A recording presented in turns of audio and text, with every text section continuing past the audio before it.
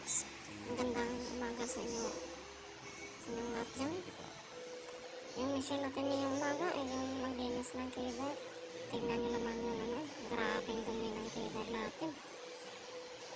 Ito yung mission natin ngayong umaga. Ito pala yung gagamitin natin brush. Na-train ko na yan para makapasok yung yung dulo niya sa ng mga case ng keyboard.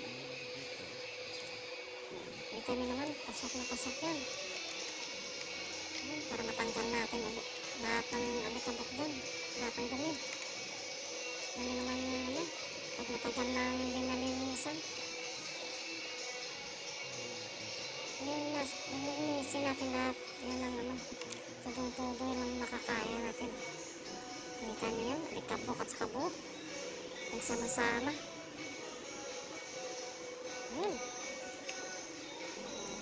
Kailangan natin itong linisin para mas customer maglaro. Brush lang natin yan ang brush.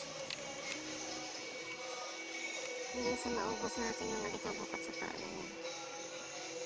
Saka mga bok-bok, mga dumi-dumi na pumasok dyan. Ito na pops yung resulta ng kakabrush natin. Kita nyo naman. Kahit hindi 100% na nalinis natin, pero mas okay na. Kita nyo yung mga dumi. Grabe. Yan, ganyan nakadumi sa loob. Nakuha natin. Kadami mga pops.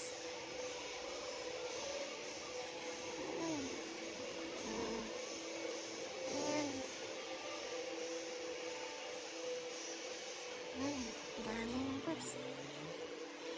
Iba't ibang klaseng dumi yan. May pumapasok dyan, alikabok. Minsan yung pagkain ng customer. Nabuk.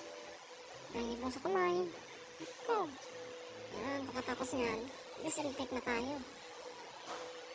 Alcohol na. Yan. Spray lang. Disinfect na tayo yan para maganda naman. Malinis. Saka yung bakterya dyan mamatay. Yan, kunas na agad. Nice mga paps. Ayun. Isang thumbs up naman dyan. Salamat.